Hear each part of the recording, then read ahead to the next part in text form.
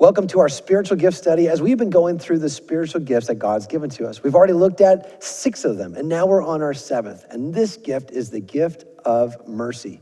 Mercy is the ministering the truth gift. It is the one, it's probably verbal and nonverbal, both alike. Ones that loves to listen and loves to be there and have mercy. You remember Jesse Spano in Full House? He said, have mercy. You know, I love that thought.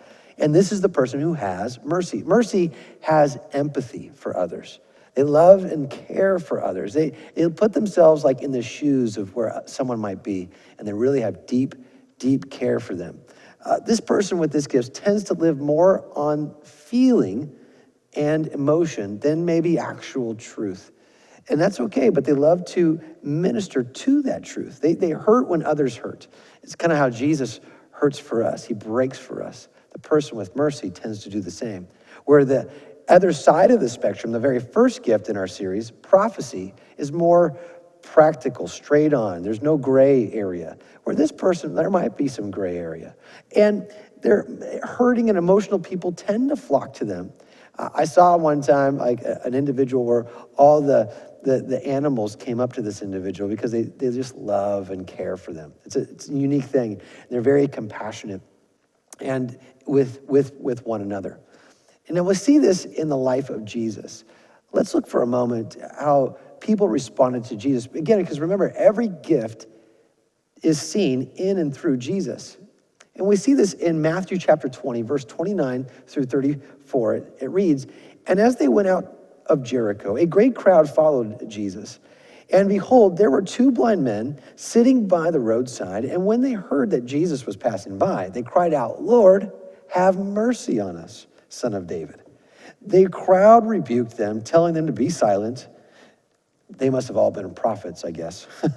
But they cried out all the more, Lord, have mercy on us, Son of David. And stopping, Jesus called and said to them, what do you want me to do for you?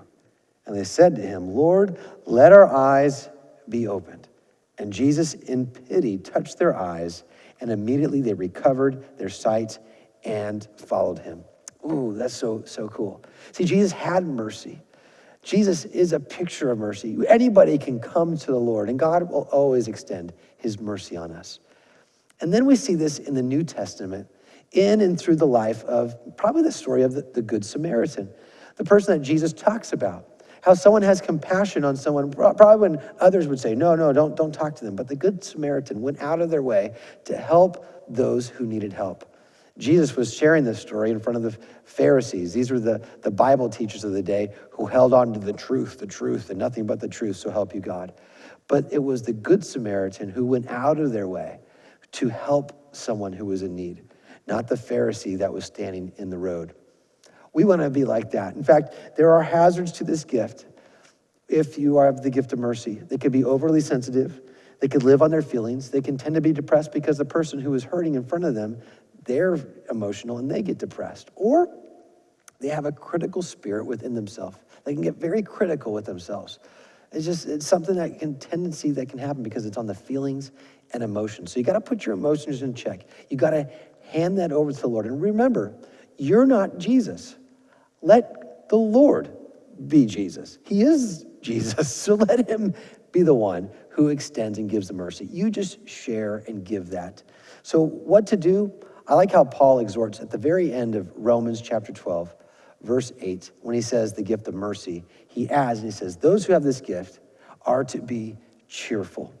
The word cheerful in Greek is the word hilaretes. We get the word hilarious from this. What should a person be doing when they're cheerful? It's like hilarious. They should have a good time. It's okay. Rejoice. Don't be moody. Don't be emotional. Don't be too on the sour side. But rejoice in the joy of the Lord that God has given you. God's given you his joy, so react and respond in his joy. Someone has said, those who bring sunshine into the lives of others cannot keep it from themselves. We want to be like that. The prodigal son story is a great example of one who received mercy from his dad. He came back home after all the wrong things he did, and his dad came home celebrating, and he was joyful, and he rejoiced in that. We want to be like that to those who are in need. And if you have the gift of mercy, there is a great ministry for you at every church in every part of the world.